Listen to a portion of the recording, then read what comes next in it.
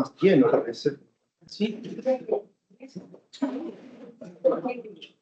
Bueno, no digan que están clasificados, que van a referir, querido Rodrigo.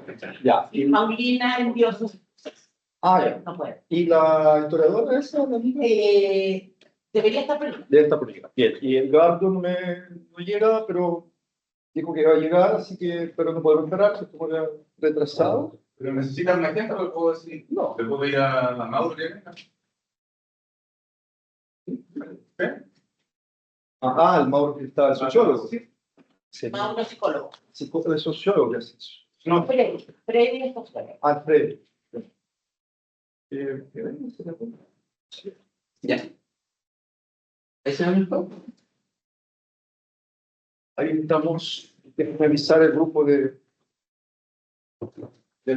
investigadores, Santo Tomás, que van a conectarse. Ya.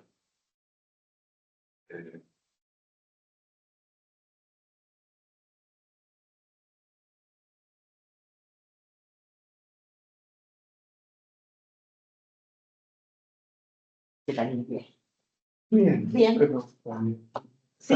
vienen autos y para ahorita Amiga. Qué bueno. cerca de Chile. Sí. Qué bueno. Y gracias por venir. Pero No. Esto es así. ¿Y Eso se debate. de qué ciudad de Argentina eres? Originalmente. De Entre Ríos. Es como arriba. Sí, yo viví en Buenos Aires, así que conozco la ciudad. Y después fui a estudiar, o sea, ya viví 20 años en Entre Ríos, 20 años en Buenos Aires. Cualquier cosa. Y ahí me vine. Perfecto, estamos súper aquí. Muchas gracias. 20 años. Yo viví entre los 8 y los 14 en Buenos Aires. En la ciudad de Buenos Aires. La beca Pinochet, pero a mi viejo salió auxiliado. Claro. Vino el golpe de Argentina, yo era muy chico. Pero. Y ahí tuvieron que salir de nuevo a Argentina, ¿no? Claro, es que yo no era una actividad, muy activa, porque estaba en la reforma agraria, era agraria, pero como colaboraba con la reforma agraria Claro. y era presidente de los asociaciones académicos, nos llevan a casa. Y nos fuimos a Buenos Aires. Pero vino el golpe, se escondió como 2 semanas y vio que no había, seguimos viviendo hasta que 39, no, porque no tenía ni siquiera la aire en el pasaporte. Pero, claro, todo el dibujito con el mapa argentino. Aprendí mucho, pasé muy bien. Tengo amigos que todavía mantengo eso. Bueno. Bien, yo creo que ya dice a toda la gente. Podemos empezar, ¿no? Bien. De nada. Muchas gracias, Javier, su esposo, por deseo y la apertura de poder dar conocimiento de ese proyecto, ese nuevo texto que está trabajando, súper valioso para nuestra sede, tenerlo aquí una vez más.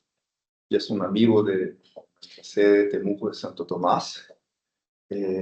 Para nosotros es un gran honor, esperamos hacer más veces encuentros como este, y gracias a todos los presentes, sobre todo gracias a la profesora Liliana Rumponi por venir de Valdivia, profesora titular de Derecho, especialista en Derechos Humanos. Entonces yo pensé, cuando vi el tema, yo dije, no hay por qué Liliana para comentarlo. Y eso, vamos directamente al texto. Yo creo que podemos ponerlo en 20 minutos, después Liliana puede hacer un comentario de más unos 10 minutos, 15 minutos, y después abrimos para intervenciones de todos. Eso. Muchas gracias. Todo ayudado también a Liliana, un gusto conocerla. Y sobre todo porque les doy un poco de contexto, 2 minutos de dónde viene por mí. Hace 3 meses atrás, Elisa de Salmón, Rodrigo Lovera y Jorge Cortés están preparando un handbook sobre derechos humanos en Sudamérica. Y me pidieron una cosa que se llamaba hacer un trabajo sobre digamos, las ideas fundantes del derecho internacional de derechos humanos aplicada a América Latina. Y cuando ocurrió el 3 de de enero tuve que botarlo todo a la basura, voy a explicar por qué, y estos son literalmente cuestiones que tengo pedí un mes extra y voy a ir a Utrecht a trabajar en un trabajo con una comunidad de especialistas en derechos humanos de todo el mundo en general. Esa universidad es muy global. Y estábamos ya de hace meses dando vueltas a cómo se enseñan los derechos humanos en un momento de retroceso, pero el 3 de enero de este año marca la posibilidad o tentativo de que estemos ante un cambio de orden del sistema internacional. No hay tiempo para entrar en es un muy, digamos, borrador muy preliminar, y por eso es que para mí es un gusto poder empezar esta conversación, pero otra nunca pronto. Pero la idea que lo plantea es la siguiente: que el sistema internacional de derechos humanos está inserto en un sistema internacional que nace después de la Segunda Guerra Mundial, y donde había dos ejes claves: la paz y los derechos humanos. Cuando se cae el eje, o hay el peligro de que se caiga el eje de la paz, en términos de que de la manera, o sea, esto es tan dinámico que cuando yo envié, que me pidió yo enviar a Liliana lo antes posible, y pido excusas por lo en bruto que estaba el texto de Liliana, esa tarde leo la declaración del secretario para Relaciones Internacionales, entiendo, el señor Miller, que básicamente declara que estamos de regreso a un mundo en que la fuerza es el derecho. Básicamente eso es. El que tiene la fuerza toma decisiones, y somos el patio trasero, lo dice de manera explícita, y entonces cuestiones que ya venían dándose antes de esto, como fíjense nada más lo complicado que era antes, incluso del 3 de enero, el hecho de que eh, los prosecutores de la Corte Penal Internacional, un instrumento del derecho internacional de los derechos humanos, estaban siendo atacados por Estados Unidos, que fue un arquitecto, no de la Corte Penal, pero sí del sistema internacional que dio lugar eventualmente a ese desarrollo. Voy a hacer hecha esta explicación, voy a rápidamente ir a la presentación. Bueno, parto por cosas muy bastante conocidas y obvias, como que los derechos humanos como idea tienen antecedentes muy antiguos y sin perjuicio de la Declaración de Derechos del Hombre y Ciudadano y otras. La consagración universal puede datarse más o menos con cierta precisión en algún momento entre 1945 y 1948. La Carta de Naciones Unidas ya menciona a los derechos humanos, y la Declaración Universal, ¿para qué decir?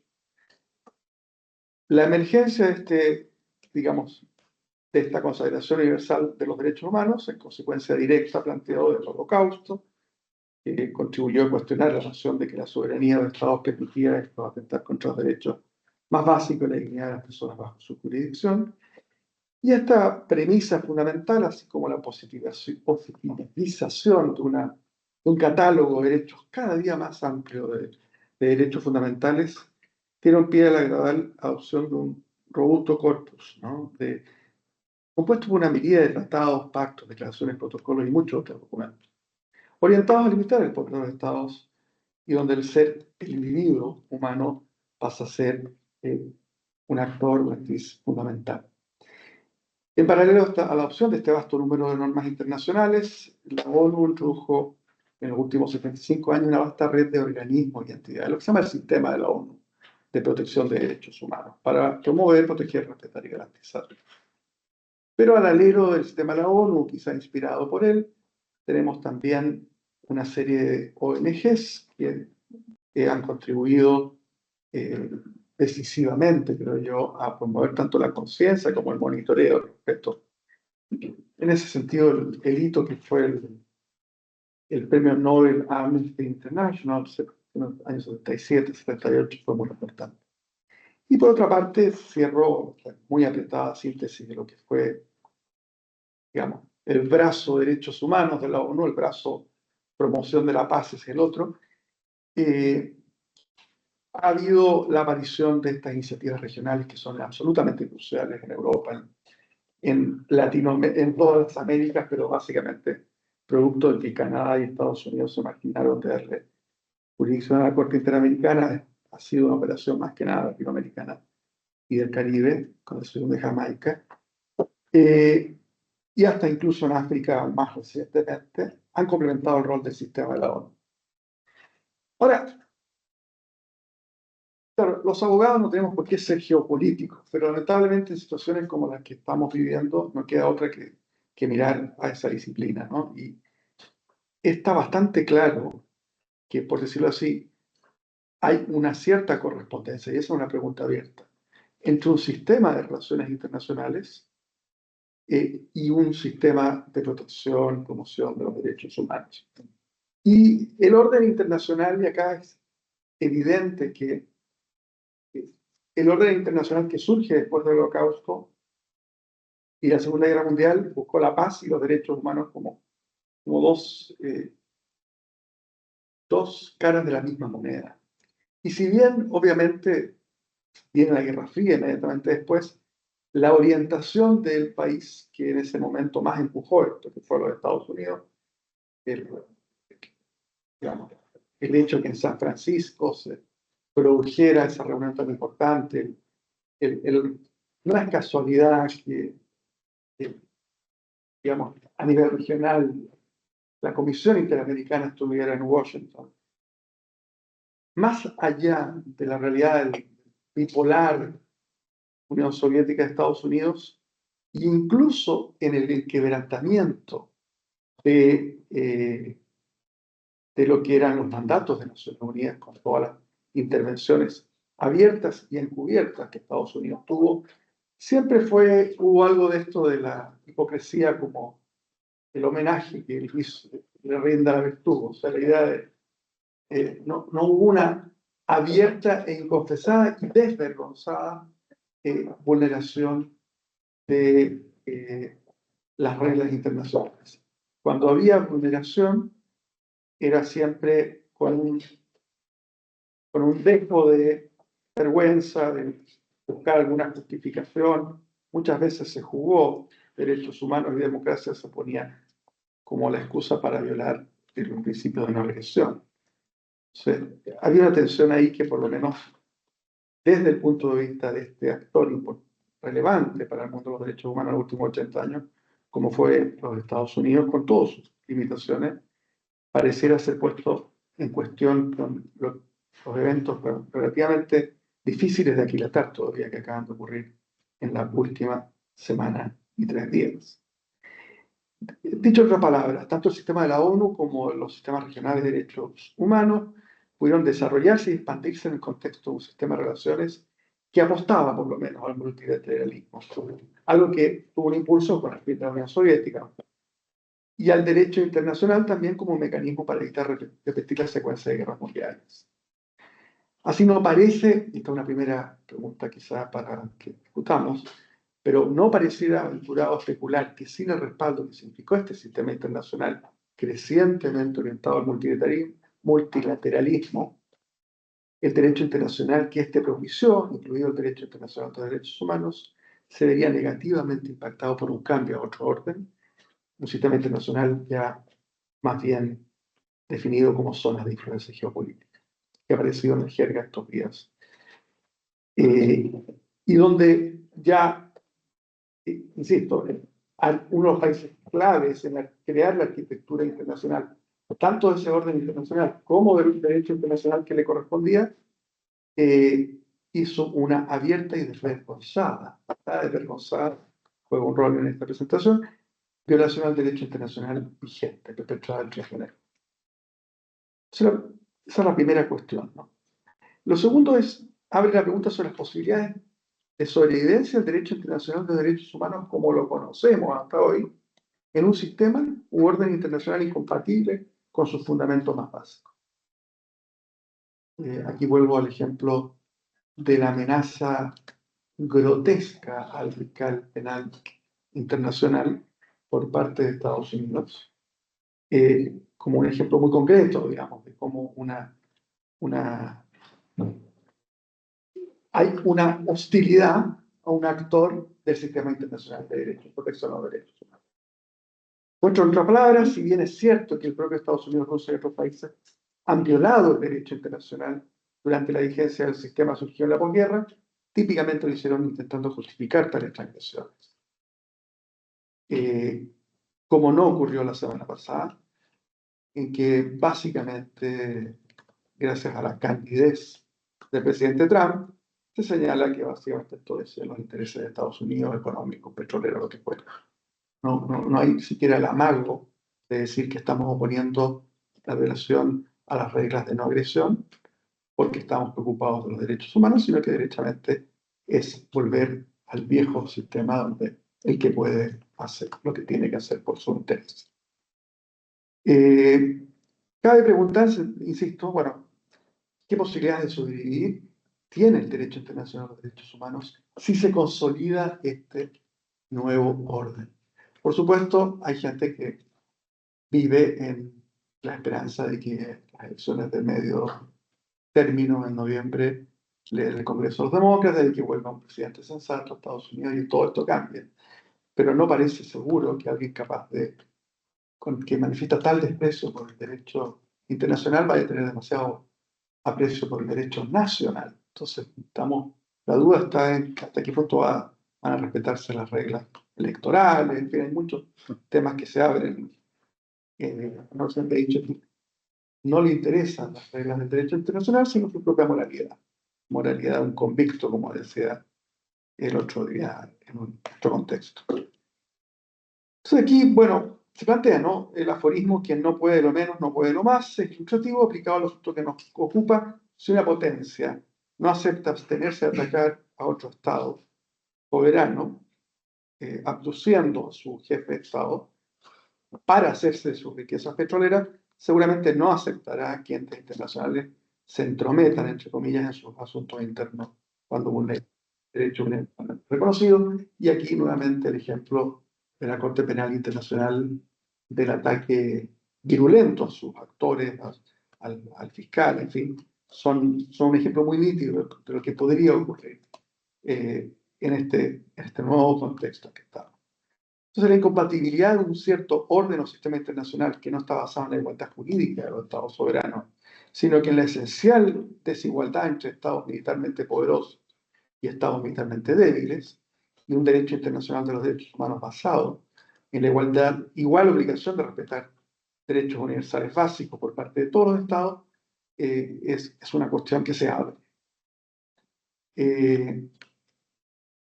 Entonces, si el derecho internacional de los derechos humanos ha de sobrevivir en este nuevo orden o sistema, la pregunta es si deberá aquilatar esto en primer lugar y buscar nuevas estrategias, ya que las actuales condiciones le son hostiles.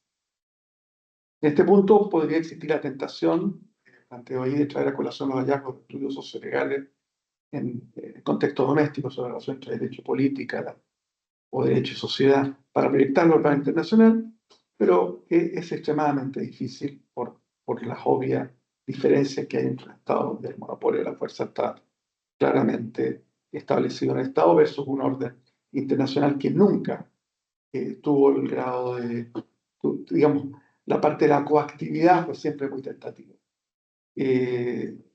Recordaba cómo tuve la oportunidad, esto no sé si lo publicó Habermas, pero una conferencia muy importante que hizo en Stanford en el año 95, me tocó la suerte de presenciarla, en pleno auge del multilateralismo, de la idea de Fukuyama. Acaba de publicar su libro, estábamos en fin de la historia, mercados, democracia.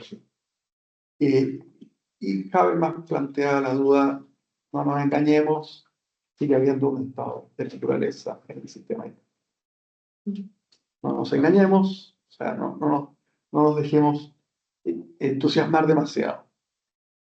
Por supuesto hay soft law, por supuesto hay... Y aquí es interesante cómo en el año 2001, Louis Henkin ya lo había mencionado, pero el profesor Drinan escribió un libro sobre la movilización de la vergüenza. Movilización de la vergüenza como un arma al servicio del derecho internacional de los derechos humanos. Pero claro, en una época desvergonzada, cínica, y es divertido porque nosotros tenemos un problema en Chile que somos tan hipócritas que hemos hecho sinónimo la palabra cínico a la palabra hipócrita. El cinismo tiene esa cosa desvergonzada, ¿no? En cambio, la hipocresía, aún en el rompimiento de una regla, la refuerza cuando el hipócrita trata de disfrazarlo con algo. El cínico destruye la regla, porque no solo la rompe, sino que dice no vale nada. Es como Trasímaco, digamos, en la República de Platón, diciendo la justicia es la ley del más fuerte, punto. Es el nombre que le damos al orden que impone el más fuerte. Entonces, estamos en una situación donde, por ejemplo, esa herramienta, dentro de la caja de herramientas del derecho internacional de los derechos humanos, estaba la movilización de la vergüenza, estados paria, lo que después podía venir acompañado de boicots económicos, deportivos, de todo tipo, que pudieran, por lo menos, pero que además reforzaban una cierta conciencia global sobre la importancia de los derechos humanos. En un mundo donde el interés nacional, la soberanía, la idea de que la ley la impone el más fuerte, o que vivimos la ley del más fuerte, todo esto se ve, se ve fragilizado.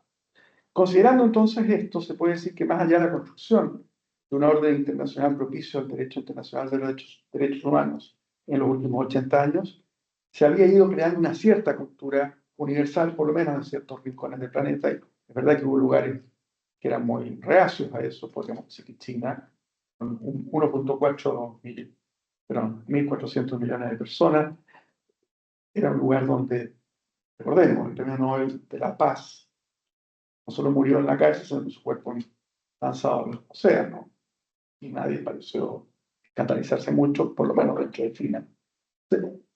Tenemos, como para ya ir cerrando esta parte, y con esto voy acercándome hacia el final, nos planteamos la posibilidad de un doble déficit en lo que viene.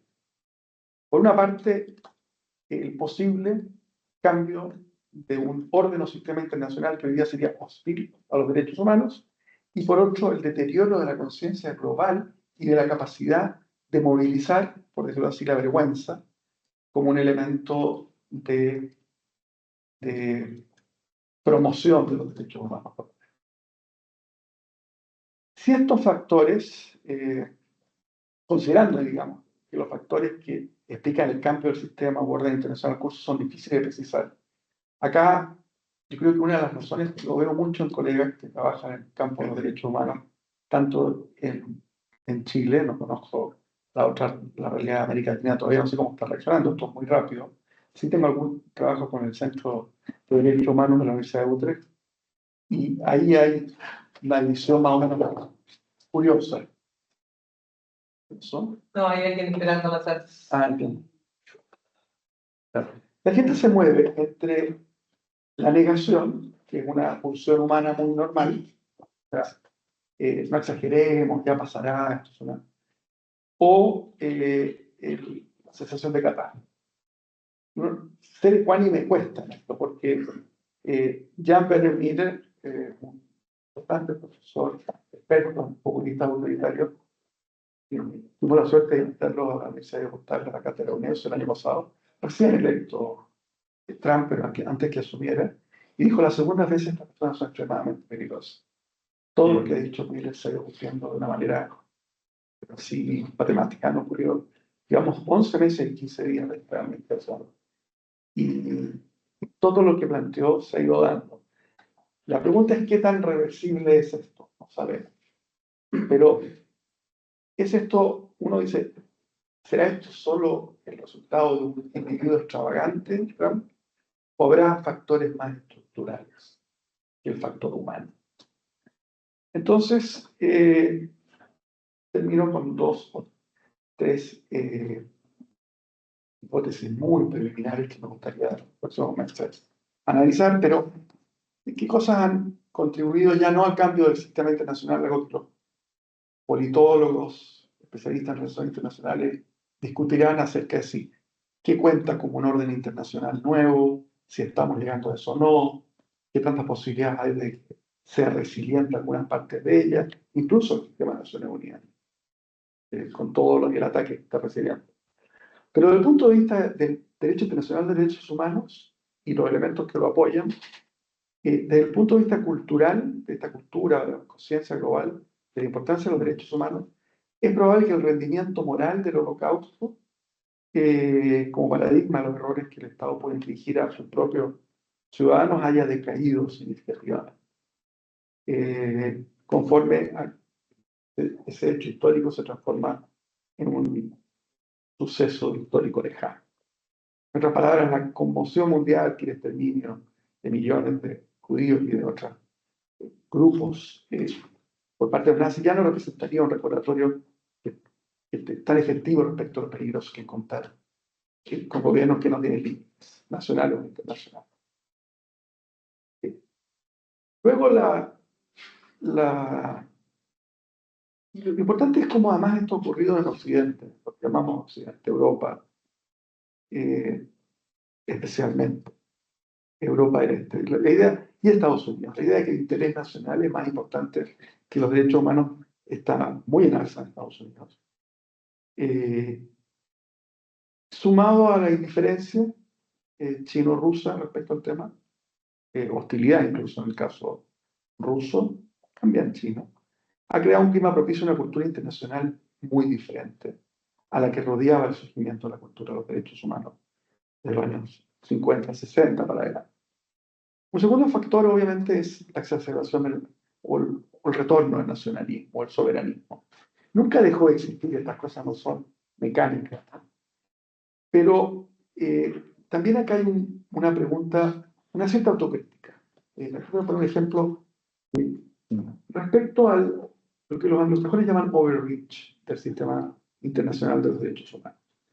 Y una cosa que uno ya venía viendo, que es un paralelo un poco a la pregunta sobre el déficit democrático europeo en la construcción de la Unión Europea, hubo mucho debate sobre el déficit democrático. La pregunta era cosas que eran muy celebradas por gente que cultiva los derechos humanos, trabaja en ello, activistas o académicos. Un nuevo fallo que iba más allá. Les voy a poner un ejemplo que es paradigmático y que ha sido poco tratado en la literatura porque es relativamente reciente. Ustedes saben que cuando Juan Guaidó fue reconocido como jefe de Estado en el exilio, revocó la denuncia del Pacto de San José por parte de Venezuela. Y por lo tanto, la Corte Interamericana tomó nota de eso, y la Comisión también. Y en ejercicio, en virtud de haber revocado por decirlo así, la denuncia, empezó una investigación por hechos posteriores a la denuncia que fue el 2013, cuando Maduro era ministro de Relaciones Exteriores de Chávez. Pero acá viene la parte, ya es bastante complejo imaginar que un líder que no tenía control del territorio, que en el derecho internacional, por decirlo así, tradicional, duro, no el derecho internacional de derechos humanos, habría sido simplemente algo exótico, extravagante. Pero que invocando el principio pro homine, la Corte reconoce ese acto jurídico. Pero acá hay una cosa que es increíble, realmente.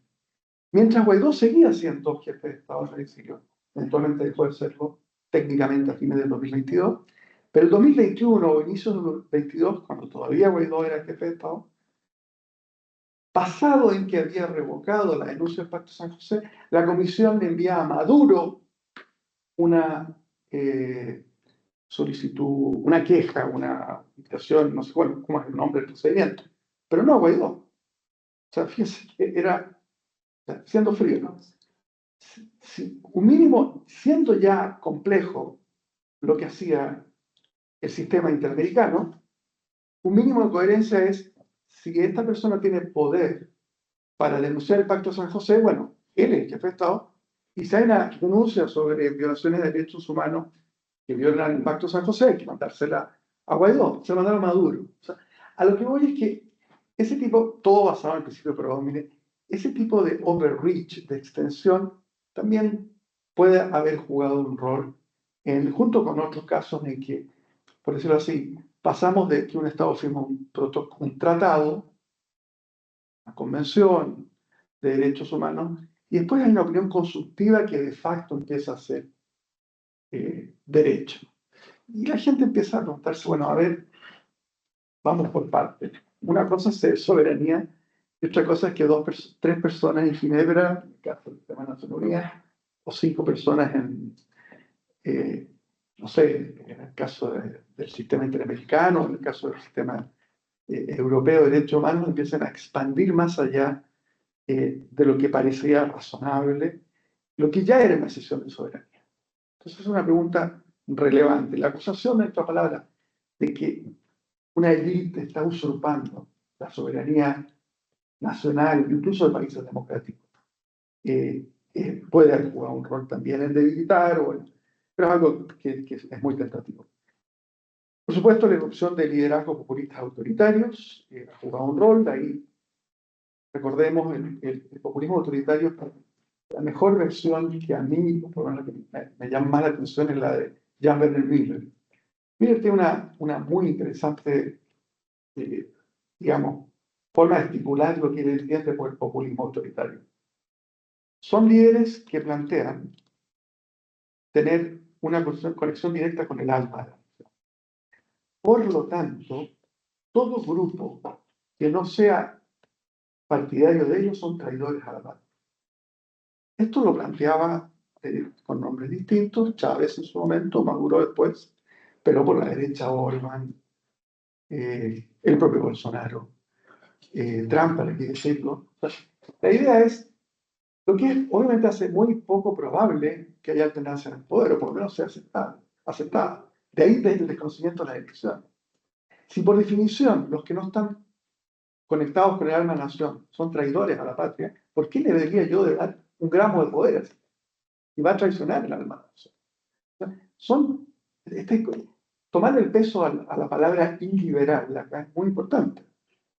No se creen en alternancia en el poder, por definición. Y son de derechas e izquierdas. Bueno, obviamente ese iliberalismo también ha jugado un rol, junto con la idea, que no alcancé a plantearlo en el texto que le enviaba yo ahora, Liliana, la idea de un déficit de delivery, como dirían los anglosajones, o sea, de que lo que se promete se cumple. O sea, el caso de Bukele en América Latina es el más fuerte, porque efectivamente son como discursos unidimensionales, pulsiones judiciales, incluso inseguridad. Bueno, Chile es bien notable, acaba de salir un ranking de inseguridad bastante serio, estamos tercer país más seguro de América Latina, después de Argentina y Uruguay, sería Chile, pero está entre los más altos del mundo en percepción de inseguridad. Entonces, esa dicotomía es muy fuerte en el caso chileno, pero en el caso de El Salvador era un país con 108 asesinatos por cada 100.000 habitantes por año y lo bajó a 6. Claro, el costo fue la libertad, la democracia y ya pasó el punto de no retorno.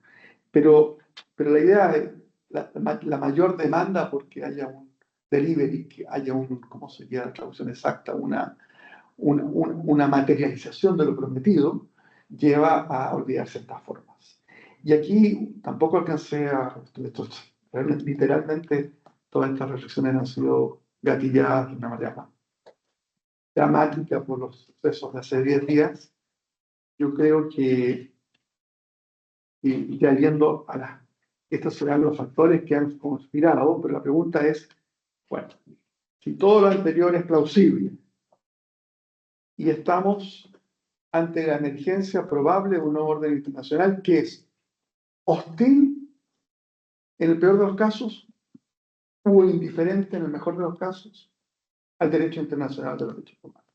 Y eso entonces, hacer más de lo mismo llevaría, ese argumento, me atrevo a argumentar, al fracaso del derecho internacional de los derechos humanos ante el mayor desafío que ha tenido los últimos 80 años, desde su formulación en la posguerra. Y aquí una pulsión típica del mundo de los derechos humanos es, y entendible y razonable, pero probablemente contraproducente, es decir, esto es contrario al derecho internacional. No sé si lo han empezado a escuchar. Esto que es atendido todos los factores mencionados, suena como, bueno, denunciemos el pacto. O sea, el pacto, si esto es contrario al derecho internacional, que se vaya el derecho internacional. O sea, sobre todo con el apoyo cultural que tiene en una zona como América Latina, que el cargado para asuntos exteriores, uno de los asesores más importantes de Trump, diga, para nosotros el derecho internacional hoy día se reduce que el que tiene más fuerza y más poder impone sus intereses. Punto. Y con el presidente diciendo, para mí no es necesario el derecho, basta con mi moralidad. Esas declaraciones son brutales y el efecto, en otras palabras, también supone que con todos sus defectos Estados Unidos fue a nivel retórico un actor que con liderazgos más virtuosos en algunos casos, Carter, Clinton, etcétera, versus lo que fue, en fin, Nixon u otros, pero en general jugó un rol en la región para promover la idea de los derechos humanos. Bueno, en un contexto de decir, esto viola el derecho internacional, no puede ser menos efectivo. ¿Qué sugiere esto? Volver a la fase. Es un ejemplo muy simple y cierro con esto. Proposición de reestablecimiento de la pena de muerte en un país que ya la había abolido para delitos civiles como Chile. Frase típica, esto viola la carta, o sea, el Pacto de San José, interpretado por la Corte Interamericana. Respuesta obvia, vámonos del sistema, denunciamos. ¿Cuál es una estrategia, creo yo, adaptativa que sería más útil? Recordemos por qué era que se declaró anticonvencional reponer la pena de muerte. La irreversibilidad de la pena de muerte, volver a los fundamentos, volver a los fundamentos sustantivos, sacar la tarjeta de que pusimos los aficionados al fútbol, ganar por secretaría, porque así suena cuando él dice, esto es el derecho internacional. Bueno, le sacamos el derecho. La pregunta es, la pena de muerte es abiertamente irracional porque no hay reparación posible si no es equivocado. Eso tiene otra connotación. No digo que va a ser fácil, pero es el tipo de estrategia, porque en una nota un poquito más optimista después de esta media hora o 20 minutos de, digamos, de confrontar realidades difíciles, es que a mí me sorprende, ya antes del 3 de enero, la resiliencia que mostraba el sistema en términos de por qué Bukele, por ejemplo, no había denunciado el impacto. ¿Cuál era el costo reputacional frente a la administración Trump de renunciar? Cero. Cero. Ya la movilización de la vergüenza no funciona. ¿Cuál era el costo? Probablemente si retornara alguien como, digamos, la fuerza bolsonarista a Brasil, probablemente lo harían.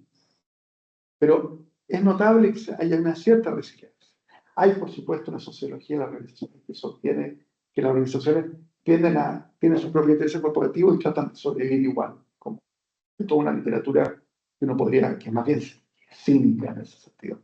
Pero yo apostaría que todavía hay bolsones donde, bien planteados, en el sentido sustantivo, más pedagógico, una pedagogía de los derechos humanos que no levanta, digamos, algo que es natural. Cuando uno creía que ya estaba consolidado un derecho, bastaba con decir el contrario al derecho internacional. Bueno, eso ya no va. Una vuelta al fundamento. ¿Por qué es que es importante evitar tal y cual cosa? Porque creo que es una de las estrategias adaptativas que se me ocurren en un contexto donde, insisto, en la parte optimista, todavía hay un saldo. La historia no se repite, rima, pero no se repite. Y es distinto volver a los años 30 del siglo XX, los 30 del siglo XXI no van a ser iguales. ¿Por qué existieron los 30 del siglo? Dejo hasta aquí, gracias por esta oportunidad.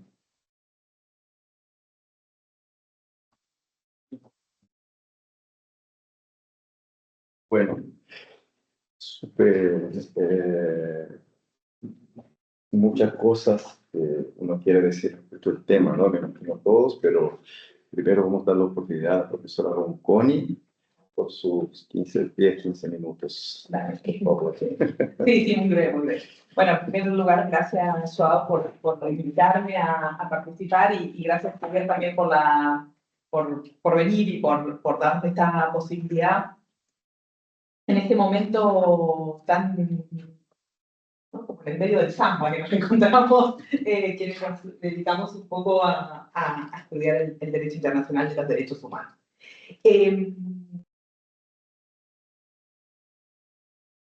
Dos aclaraciones como iniciales. Acepté la invitación de Joao, principalmente porque hace rato que vengo pensando, pero nunca es como que lo pienso así y lo dejo pasar, ¿no? Pero no me he sentado como a pensarlo seriamente. Dos cuestiones. Una que ya vengo como hace rato viéndolo, que tiene que ver un poco con esto que marcaba Javier, y voy a hacer esta aclaración, digo, porque acá voy a partir mi comentario. Esto que decía Javier, ¿no? Eh, el rol que se le ha dado al derecho internacional, ¿sí? Este rol que se le ha dado al derecho internacional, mucho como, yo lo llamaría como una cita de autoridad, ¿sí? El derecho, entonces es, no, porque la Corte Interamericana dijo tal cosa, no, porque la Convención de la CEDAW dijo tal cosa. Y esto no quiere decir que uno no esté de acuerdo con lo que haya dicho, pero sí que no nos hemos preocupado muy poco por argumentar respecto del valor que eso ha tenido, ¿sí? O que eso tiene. Y yo creo que ahora nos encontramos ante una disyuntiva, y esto es la parte que a mí me preocupa un poco más, ¿no? Porque uno ha avalado, digamos, esos avances que ha tenido, por ejemplo, Corte Interamericana, que es lo que yo sigo más, o Comité CEDAW, o Comité de los Derechos del Niño, pero resulta que ahora estos espacios han sido ocupados por sujetos más conservadores, las opiniones, y cada vez se están ocupando más espacios personas puestas, ¿no? Por los gobiernos más de ultraderecha, estos que son más conservadores, y eso se ve, sí, en las sentencias de la Corte Interamericana, se ve, no sé, en las resoluciones del Comité de la CEDAW. Entonces, bueno, ¿qué vamos a hacer ahora? ¿Sí? Que ya eso no nos sirve para decir, porque el Comité de la CEDAW lo dijo, sino que tenemos ahí un problema importante. Yo creo que no he visto discusiones sobre eso. Creo que esto es un punto que a mí me llama la atención, por lo menos, ¿sí? No sé qué se hace de eso, pero creo que no hemos discutido sobre, bueno, y ahora tenemos un problema adentro del sistema, ¿sí? Porque antes el sistema estaba posiblemente atacado un poco desde afuera, ¿sí? Quienes no estaban tan convencidos y demás. Ahora el sistema está detonándose, diría yo, pero desde adentro, ¿sí? Y está bien, se han seguido los procedimientos que dispone el propio sistema para que esas personas sean nombradas jueces, sean nombrados comisionados y demás, y se hicieron esos procedimientos. Ese es el primer punto que a mí me tiene preocupada ya desde hace un tiempo. El segundo punto, que viene más con esto que pasó el 3 de enero, y que él no lo mencionó, y a mí me llama la atención porque no es que no lo mencionó él, sino que no aparece en general en los trabajos o en las notas que he leído y demás, que tiene que ver con, que a mí me llamó la atención así como shock. Yo lo puse acá como título, le puse las celebraciones venezolanas. Todos los internacionalistas, politólogos y demás están como, no, y esto viola el derecho internacional de los derechos humanos. Pero la gente, todos los venezolanos, o la gran mayoría, está en las plazas gritando a favor de esto. ¿Y qué pasa con eso? Yo creo que también tenemos ahí un punto para reflexionar, ¿sí? Es como escuchar también a esas personas. ¿Qué pasa con estas personas? ¿No? Hace un tiempo leía, hace poco, ¿sí? Un trabajo de un autor que se llama, la literatura, César González, que es un chico, es un escritor argentino que vivió, nació en el 89, o sea, vivió toda la crisis de los 90, de los 2000 en Argentina, vinculado pero vivía en contexto de extrema pobreza, delitos, drogas y demás, ¿sí? Entonces se cuenta y dice un poco así como el relato que se le dio a la crisis en Argentina en 2001, que es la crisis de los saqueos, los pobres comerciantes que le estaban saqueando los televisores y más. Dice, nadie cuenta lo que vivió la gente pobre en ese momento, ¿sí? Que por primera vez tenía una red de vaca para cocinar el día de Año Nuevo, ¿sí? O tenía un televisor de 29 pulgadas en su casa.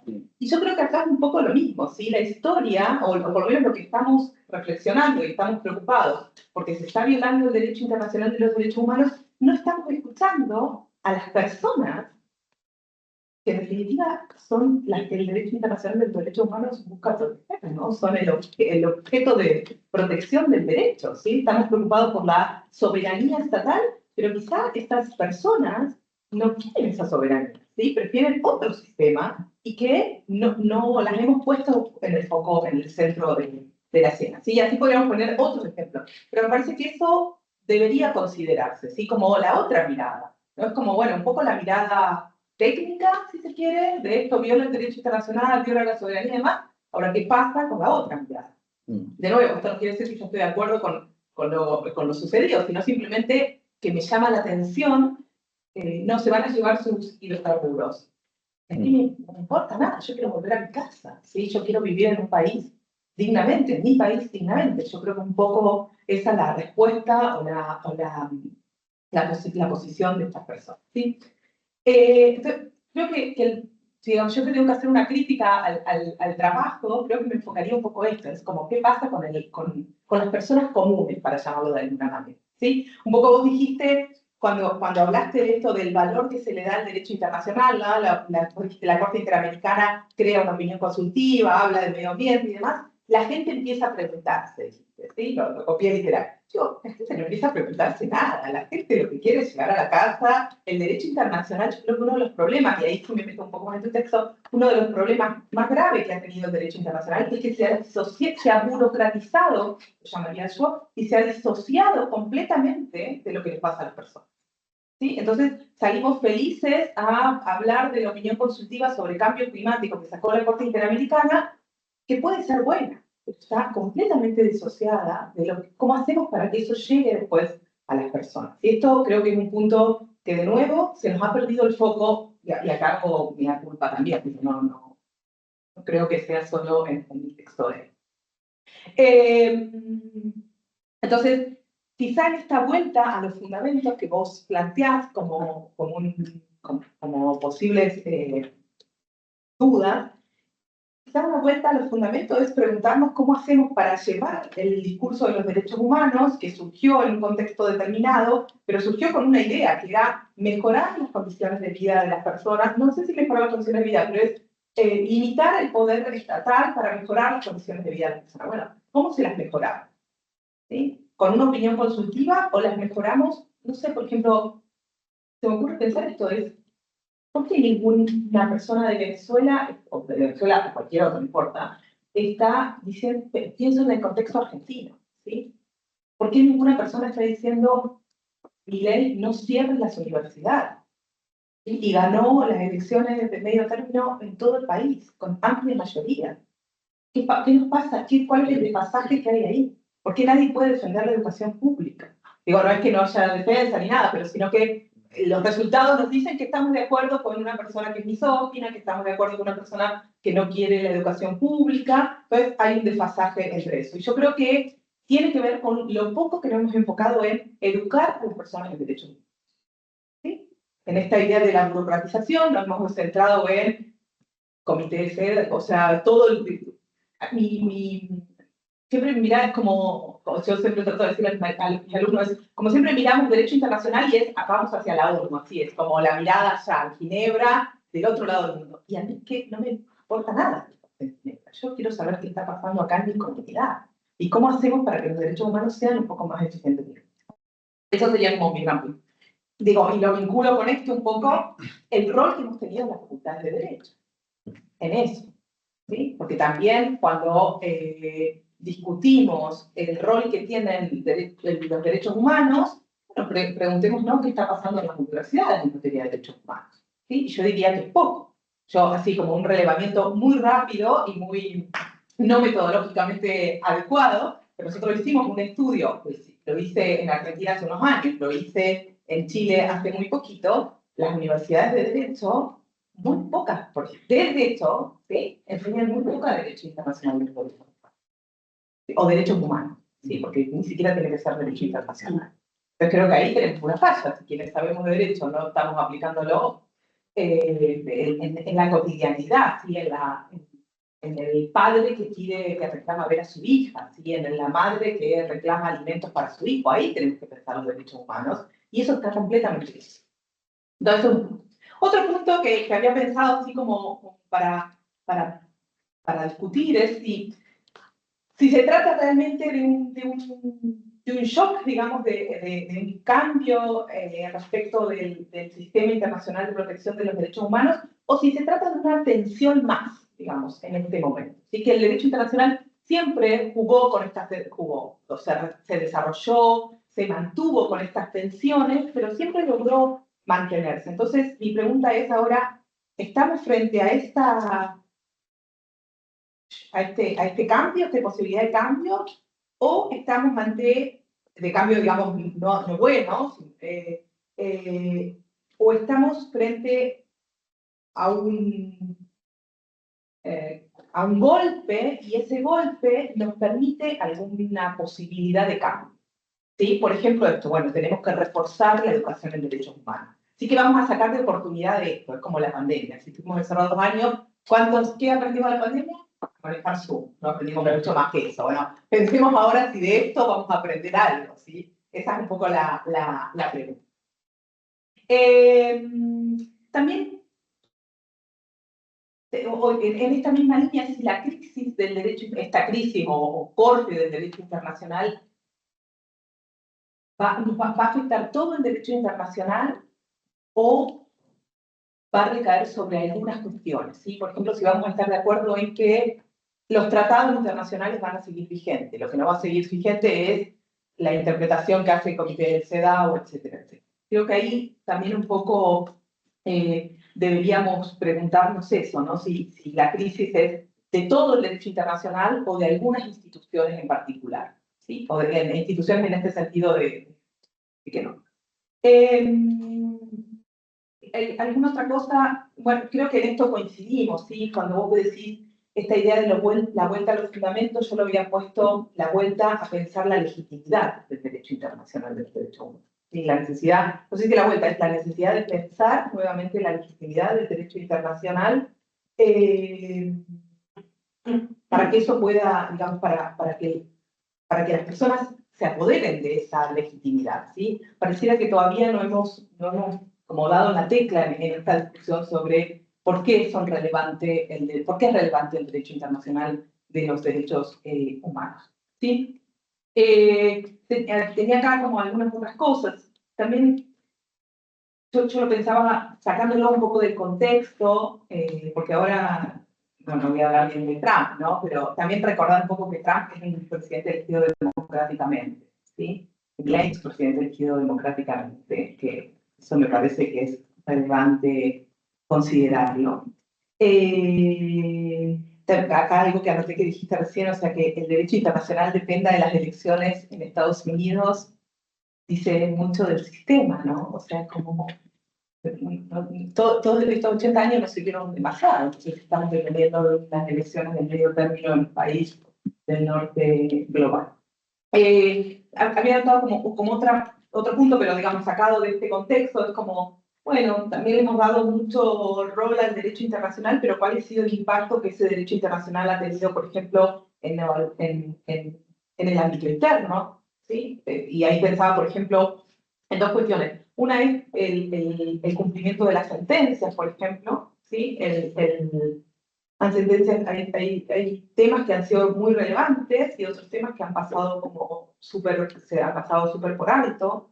Entonces, como está atado, diría yo, como al interés político y no hemos puesto el foco sobre, o sea, no lo hemos evidenciado lo suficiente para decir, mira que acá hay un incumplimiento de una sentencia. No sé, pienso, sí, 1 minuto. Después tengo otras cosas. También que nos hemos apoderado del derecho internacional, digo, las cosas que fui anotando que me surgieron mientras leía el texto, cómo nos hemos apoderado del derecho internacional cuando nos sirve y cuando no nos sirve, no, ¿sí? Voy a poner un ejemplo que, de nuevo, no sé si está bien, porque ustedes saben más de esto, pero pienso, por ejemplo, el caso cuando el encarcelamiento de Pinochet, ¿sí? Me podría decir, bueno, ¿estuvo bien desde el marco del derecho internacional de los derechos humanos el encarcelamiento de Pinochet? ¿Sí? Digo, y esto independientemente de si nos guste o no nos guste el candidato o la persona, o lo que hizo la persona, sino que es meramente una persona, ¿sí? O uno podría pensar lo mismo, por ejemplo, respecto de los derechos de las mujeres, hoy en día, ¿sí? La Corte Interamericana, por ejemplo, avanzó, el Comité de CEDAW avanzaron muchísimo en protección de los derechos de las mujeres, pero ahora vienen como retrasándose. Y ahí creo que tenemos un punto para hacer. Bueno, ¿cuándo le hemos dado relevancia al derecho internacional? Creo que eso diría yo, como así como algunas cuestiones, después anoté otra. Entre la negación y el catástrofe, está bueno que alguien me lo diga porque yo voy entre estos dos. O sea, no puedo salir de estas dos, ¿no? Negarlo no va a ser tan grave, o ser catastrófica y que esto no sirva. Pero quizá, digo, y acá lo anoté como una tercera flecha, podríamos ver esto como una nueva posibilidad que tiene el derecho internacional para reforzarse, como una nueva oportunidad para consolidarse. Muchas gracias, profesora Liliana. Yo les tengo una consulta. Si prefieren, profesor Javier, ¿prefiere contestar directamente o agarrar más, porque estamos un poco avanzados en el tiempo, tomar más comentarios? Y sí, ¿alguien tiene algún comentario, profesor? Claro. A partir de la presentación, veamos. Bueno, primero agradecer su presencia acá. Pero la primera pregunta dice relación con lo siguiente. O sea, ¿de qué manera la hiperinflación que ha existido respecto a los derechos humanos, porque cuando todos los derechos humanos realmente empiezan a sonar difusas las cosas, y el entusiasmo en algunos fallos, por no decir unos fallos de carácter delirante de organismos internacionales, en relación a materia de sí, ha contribuido a la depreciación del sistema. Porque hay fallos en relación a la Convención Interamericana respecto a derechos que no están en la Convención. Sí, No cambio climático, esta es la Cambio última. climático, o sea, aquí sí, ¿a título de qué? ¿De dónde? ¿En base a qué? Esa es una pregunta. Entonces, ¿de qué modo nosotros mismos hemos socavado el sistema que hoy día estamos intentando sostener? ¿Ya? Eso es una cosa. Y la segunda, o sea, entiendo que lo de Venezuela es un acto reciente, pasó hace una semana, brutal, pero si nosotros empezamos a hablar solamente desde el 48 en adelante, nos vamos a encontrar con intervenciones totalmente contrarias al derecho internacional y solo por una manera alguna. Cuba en Angola en el año 75. La Unión Soviética en Afganistán en el 77. Son unilaterales. Estados Unidos con Granada en el año 81. Argentina con Malvinas en el año 82. Panamá el año 90. ¿De qué forma por qué este hito en particular genera una transformación radical o vertical en el sistema? ¿Qué es lo que lo hace particular? Eso. Muy bien. Profesora Alejandra, profesora Ana, ¿algún comentario? Alejandra, yo soy Alejandra. Andrea. Yo soy Andrea. Andrea, perdón, Andrea, te dije Alejandra. Andrea. Alejandra. Es que yo te digo Andy. Mira, Andy es hija de vecino acá, no tengo conocimiento del tema, pero sí voy en la línea de lo que dice Danjo, de pensar por qué ahora, por qué no antes, en otras intervenciones, en otras cosas como las que mencionó Danjo. Y la pregunta es desde lo que tú comentaste, que me hace mucho sentido, ¿por qué siguen votando por alguien que desconoce la educación pública? Y yo soy psicóloga y yo lo veo desde la desesperanza aprendida.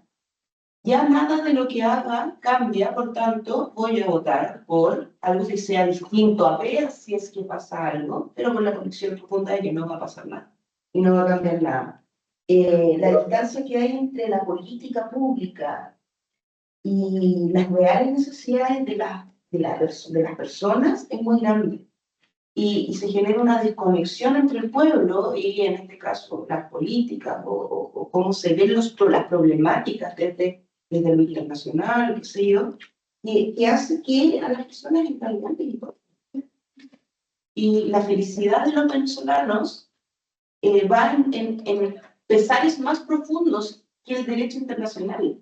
Va en pesares más profundos de no puedo volver a ver a mis abuelos, a mis padres, a mi casa. Va desde que no tengo luz en tal hora porque no hay recursos, les importa un comino el petróleo, les importa un comino quién haya sido. Hubiese sido Trump, hubiese sido, el nombre puso, Putin, les hubiese dado lo mismo, porque ellos lo que necesitan es un cambio, como seres humanos. Y acá, claro, los derechos humanos, pero son los derechos humanos desde una perspectiva política y no desde la perspectiva del ser humano como ser y con las necesidades que tiene el ser humano. Entonces, yo creo que también no es tan sea de izquierda o sea de derecha. Yo creo que sean o las izquierdas o las derechas. Yo creo que se está desconociendo la necesidad y la mirada del ser humano como tal y sus necesidades más profundas, como de vinculación, de volver a su patria, cuando dicen coloquialmente la sangre tira, es porque la gente necesita volver a su país, necesita estar en su mundo. Y eso genera la felicidad de que salió este grupo que lleva años y que no me importa cómo, pero que se van. Y yo pueda volver a mi tierra sin que me metan preso.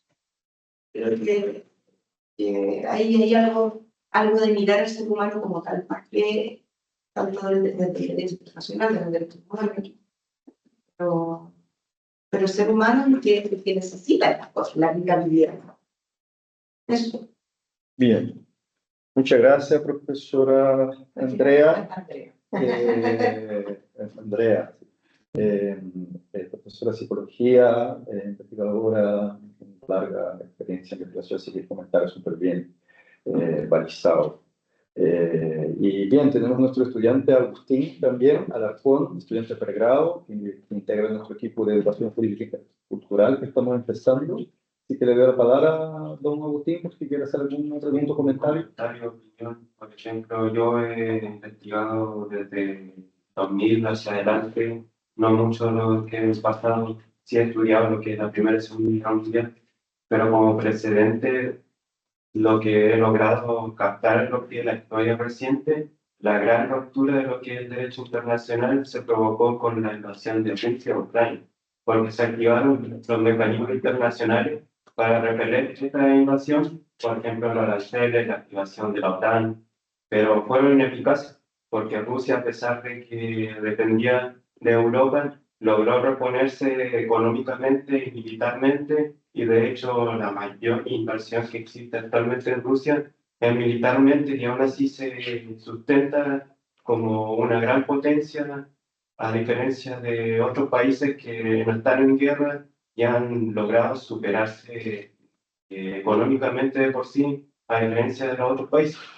Y yo creo que a base de esto, hasta el tipo de violaciones que han ocurrido entre Rusia y Ucrania y esta ruptura del derecho internacional, Donald Trump, de esta perspectiva de decir, bueno, si Rusia está invadiendo Ucrania, entonces yo también puedo invadir a otro país, yo puedo violar las leyes internacionales y no me va a pasar nada, porque yo también tengo la misma capacidad económica o incluso superior, quién sabe, para reponerme económicamente, porque al final del día, lamentablemente, el país que tiene mejor economía es el que más poder tiene.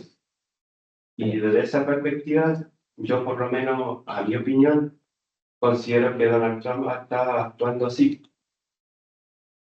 Muy bien, gracias, don Agustín. Yo creo que tenemos alguna intervención en el chat.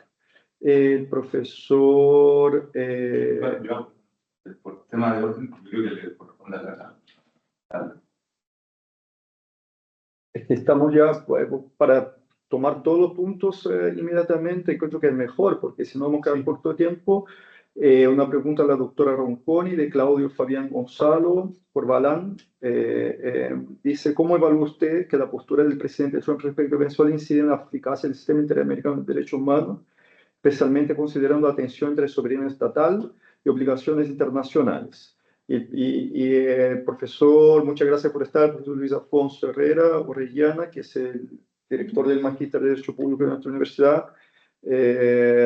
Agradece a los presentes por considerar, sobre todo la profesora Ronconi, por considerar en su intervención el punto de vista de las víctimas de las violaciones sistemáticas de los derechos humanos por parte del régimen de facto instalado en Venezuela, y crímenes frente a los cuales poco o nada han propuesto los organismos internacionales responsables del cumplimiento del derecho internacional y menos en gobiernos democráticos. Bien, yo creo que esos son todos los puntos. Nadie más está pidiendo la palabra, así que Alejandra me había hecho comentar, eso no había entendido. Perdón, ahora tenemos a Alejandra. Muy brevemente, primero agradecer la presentación de Javier y a todos los que estamos acá. Hay varias cosas que yo creo que hay que preguntarse, ¿no? Creo que estamos en el tiempo de las preguntas y de pocas respuestas. Veníamos para eso, para llevar la respuesta. Está difícil. Pero sí, las preguntas siempre abren un camino, ¿no es cierto? Una buena vía para seguir explorando. Entonces, la pregunta, o mi pregunta sería, ¿qué pasa con este derecho internacional que está como en la buena consideración, en la moral del sentido común, pero que no logra traspasar ni a los países, ni a los gobernantes, ni a las personas? ¿Ya? Yo lo digo desde la mirada, me pregunto desde la mirada como profesora, ¿qué pasa con los derechos humanos y la obligación que deberían tener todos los países firmantes de estos tratados internacionales de educar para los derechos? ¿Ya? Tú señalabas hace un rato atrás esa contradicción entre el venezolano celebrando, ¿no es cierto?, versus un Estado poderoso que se va a llevar la riqueza, ¿no? Y que lo dice sin ningún problema moral, digamos. Y de hecho nadie lo cuestiona, aparentemente. ¿Ya? ¿Qué pasa con la gente? ¿Por qué la gente valora una violación a los derechos humanos? Entonces, yo me pregunto, ¿qué pasa con este derecho internacional tan moralmente sólido, pero tan poco permeable en la vida de las personas y en la vida de los estados? ¿Ya? Entonces, el tema factor de educación a mí me parece un factor fundante. La otra cosa es qué ha pasado con el derecho internacional. Yo seguía a Danco cuando iba dando algunos hitos, ¿no es cierto?, de violaciones flagrantes de los derechos humanos. Ya no ocurrió en los últimos 35 años, pero no tenemos que ir tan lejos. ¿Qué es lo que está pasando hoy día con el pueblo palestino? Tenemos más de 70.000 muertos, entre ellos un tercio aproximadamente niños, personas indefensas que son militares, digamos, que no están en guerra, que están sufriendo o que han sufrido violaciones a los derechos humanos ya de un nivel, al nivel del holocausto, ¿no? Contradictorio también que las víctimas del holocausto son los que están provocando aquello. Entonces, también hay un tema ahí, ¿ya? ¿Qué pasa con el derecho internacional? Nadie ha detenido esa masacre, ese genocidio que está ocurriendo ahí. Entonces, yo siento que la crisis del derecho internacional tiene que ver quizás con la posibilidad de que este derecho internacional no ha sido capaz de permear a los estados. Por ahí. Muy bien. Bueno, yo voy a aprovechar a hacer mi comentario, si no se va a acabar la sesión. Tengo una pregunta, después dos comentarios que fui anotando en esta conversación. Javier, dos escalas, una escala de imaginación geopolítica y una escala más dentro del contexto territorial, local. Pero según sé que entiendo, parte del trabajo, el autor trata de sugerir que se debe entender, o él mismo trata de entender los derechos humanos a partir de una clave de algunos entendimientos dominantes en la geopolítica global, ¿no? Entonces, mi primer primera duda es si él está diciendo eso o para ser más precisos, es que la variable independiente para la práctica de los derechos humanos son algunos supuestos geopolíticos específicos. Y si es que es así, si es que entiendo bien el argumento del autor, ¿por qué esa práctica está sujeta justamente a estos supuestos, ¿no? ¿Por qué los derechos humanos serían la variable dependiente, en ese caso, de la conformación de relaciones geopolíticas dominantes? Yo creo que ahí nos da para volver a discusiones muy del fundamento mismo de los derechos humanos entre realistas y normativistas. Entonces, la pregunta es si la variable dependiente de los derechos humanos, la variable independiente son las relaciones internacionales, o si los derechos humanos son la variable independiente de las relaciones internacionales, ¿no? Como eso está cambiando, estamos viviendo exactamente un momento epocal de cambio entre esas variables. Segundo, bueno, ahí empiezo más un comentario que una pregunta. Yo creo que hay una escala que el trabajo del autor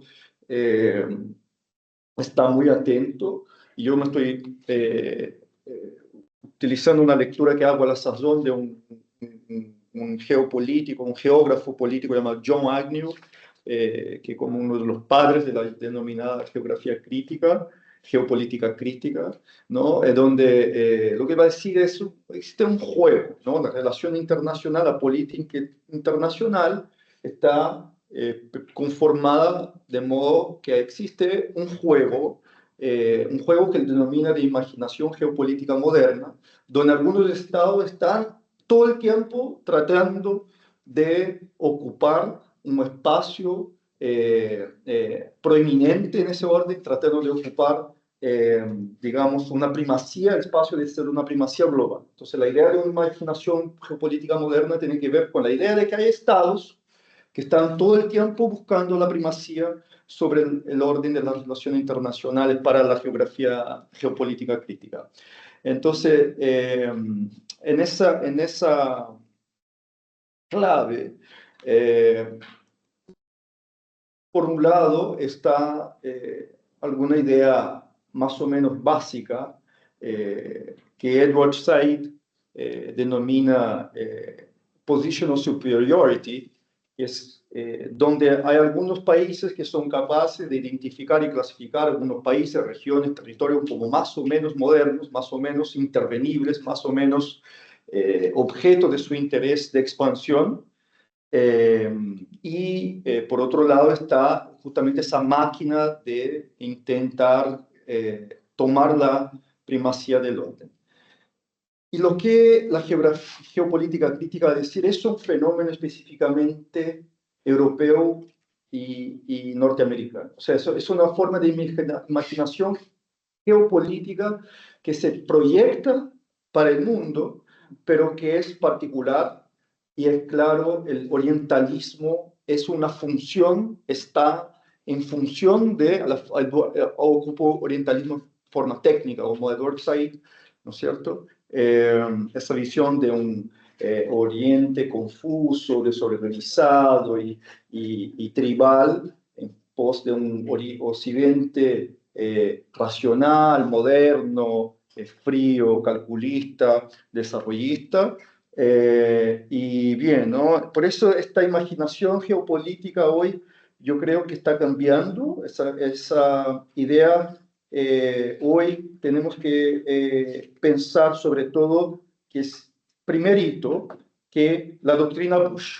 Yo creo que ahí falta un poco, incluso el trabajo de la Kinlain Shapiro, recomendable ahí el trabajo de la Kinlain Shapiro sobre la inmigración de ideas constitucionales post 9/11. Yo creo que es un trabajo fundamental para el argumento del autor, que está en el libro Migration of Constitutional Ideas, creo que es eso, ¿no? The Migration of Anti-Constitutional Ideas, the Post-9/11 Globalization of Public Law and the International State of Emergency, que creo que empieza esa crisis que estamos viviendo con la doctrina Bush.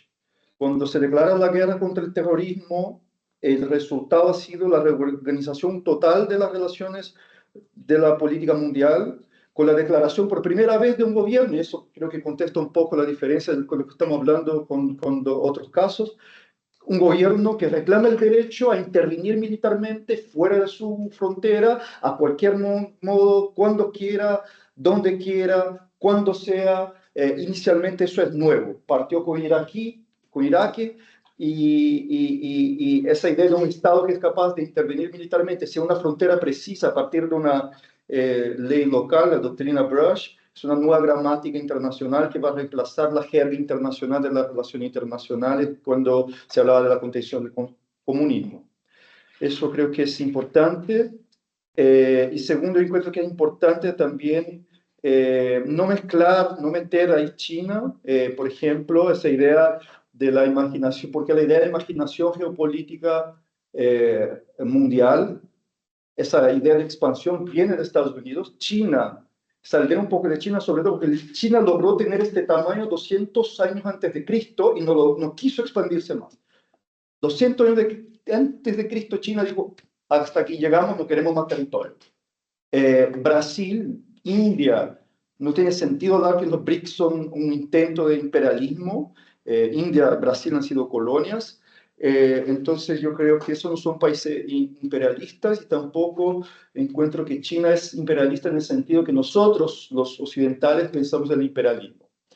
Y finalmente, los derechos humanos entonces después tienen que convivir con una nueva forma de imaginación geopolítica, esa esa idea de Western Superiority también está en jaque. Esa idea de Estados Unidos como un país que controla el mundo está perdiendo ese control, entonces eso es fundamental para el proyecto del autor, me parece. Y finalmente, en la escala local, hay que pensar la presión del sistema internacional, por ejemplo, sobre la actividad constituyente de los estados. Hablando de la Comisión de Venecia acá en Chile, por ejemplo, ¿no? Eso que molesta tanto, eso que es tan molestoso, tan apestoso. Y entonces, juntando todos esos factores, hoy vivimos una crisis de la idea de soberanía nacional y una emergencia de los líderes populistas, ¿no? Y de ahí, en geopolítica crítica, también se estudia la emergencia de los líderes populistas como un cambio de lo que se llama la trampa territorial, un cambio también de las relaciones geográficas, la geografía del poder. Entonces, para terminar, el último que quiero decir es que en esa escala local lo que estamos viendo, en mi visión, un regreso, un retorno a la idea de legitimidad por los resultados, como dijo el profesor. O sea, si nos liberamos de los derechos humanos, podemos rebajar la inseguridad o la sensación de inseguridad, por ejemplo, en el caso de Chile. Es un retorno a la idea de legitimidad por los resultados, y con todos los riesgos que ya conocemos sobre eso, acima de todo. Y decir simplemente, para cerrar, que cuando la profesora Liliana hablaba del caso de Argentina, de las protestas, hay un libro de un antropólogo jurídico llamado Maximiliano Madaro, que me encanta, que va a decir como, bueno, esa gente le está haciendo una etnografía de las protestas en Córdoba, y dice, bueno, esa gente, los pobres, roban porque quieren consumir, roban refrigeradores, roban... Y bien, ¿no? Esa es la cultura política actual. Pero finalmente, bueno, solo quiero enfatizar eso de cómo pensar que los derechos humanos también fueron un motor de demonizar al resto del mundo. Los derechos humanos han sido regularmente la forma, el libro de Laura Nader con Hugo Mateo, un buen ejemplo de eso, el Plunder, de cómo los Estados Unidos utilizaba los lenguajes de los derechos humanos para camuflar de forma menos explícita el robo de recursos naturales. Tradicionalmente en Irak fue como lo que va a pasar en Venezuela, me parece lo mismo, ¿no? Va a haber en Irak lo que hubo fue una privatización de más de 200 empresas estatales de petróleo y entrega a las empresas norteamericanas una declaración de 40 años de exención de impuestos para empresas extranjeras, una entrega de beneficios fiscales, además de entregar a los contratistas internacionales el derecho a no estar sujeto a las leyes del país, pudiendo asegurar el cumplimiento de su contrato en Estados Unidos según la ley americana, o sea, plunder, despojo internacional. Y entonces, ¿en qué medida es diferente eso? Me sumo a lo que estamos viendo en Venezuela, lo que pasó en Irak. Muchas gracias. Sí, gracias por los comentarios, realmente son todos muy amigos y especialmente Liliana que tuvo el texto a disposición antes. Hay varias preguntas que se cruzan, así que voy a empezar por la última de Joao, que se conecta con la de Danco y también con otra que se hacía delante sobre qué estamos en una fase de algo que ya ocurrió o hay algo cualitativamente diferente. Como planteaba en el texto, no es la primera vez que se viola la Carta de Naciones Unidas en términos de la fase no agresión, y el ejemplo de la doctrina Bull de la invasión de Irak, etc. Lo que me parece nuevo es lo siguiente. Durante los 80 años que vivimos bajo, digamos, recordemos, todo el sistema de Naciones Unidas fue impulsado por una coalición entre Estados Unidos, con una fuerte influencia de la viuda de Roosevelt, y apoyado por el presidente de la época en que lo sucedió, más Europa Occidental, lo que quedaba de ella después de la Segunda Guerra Mundial, y América Latina. Y Rusia fue Unión Soviética, fue un participante, digamos que como parte de las potencias que habían ganado la Guerra Mundial, participó, pero quiso añadir derechos económicos sociales, muy buenas historias sobre eso, y era bastante reacio a la parte política, digamos, a los derechos políticos. Durante esos 50 años, 80 años, perdón, la dinámica de la Guerra Fría no logró explicar todo, o sea, había algo de la fuerza de este sistema. Por un ejemplo, Carter hizo todo lo posible por atacar a Pinochet y a Videla, cuando en realidad, desde el punto de vista geopolítico, estaban, digamos, eran pro Estados Unidos contra la Unión Soviética. El embargo de armas contra Pinochet, mira, había algo, yo diría, al interior de ese hegemón que era Estados Unidos, había una idea de que no era todo la Guerra Fría, no eran buenos y malos, había este elemento, si no, no se explica lo que hizo Carter, no, es incomprensible. Y que cuando algo es tan incomprensible a ese nivel hay que buscar otras razones para que. Incluso la invasión a Irak, Bush va al Consejo de Seguridad de Naciones Unidas, miente, digamos, con la Weapons of Mass Destruction. Me parece a mí que aquí tenemos a una persona que es inédita domésticamente en Estados Unidos e inédito internacionalmente. Este es el primer presidente de que hay memoria que no reconoce que es derrotado y que básicamente llama a ocupar el Congreso. Eso es algo nuevo. O sea, no tiene precedentes en política local. Dos, cuando lo que es cualitativamente, creo, distinto, no se puede equivocar porque haya un retroceso, es una persona que no hace el menor intento que hizo Bush de buscar una coalición, de coalition de winning, le llamó. No tuvo el veto, por supuesto, de Rusia y China, Bush, para lo de Irak. Pero tenía una coalición de cerca de 20 países, incluido España, Aznar, Inglaterra, etc. Holanda, que lo apoyaron en lo de Irak. Acá no hubo el menor intento, y ex post facto, el menor intento justificatorio. O sea, desde el punto de vista discursivo, es muy fuerte que se retroceda el reloj 80 años. En el fondo, estamos de vuelta a que si algo va en el interés económico de un país, de un imperio, él avanza.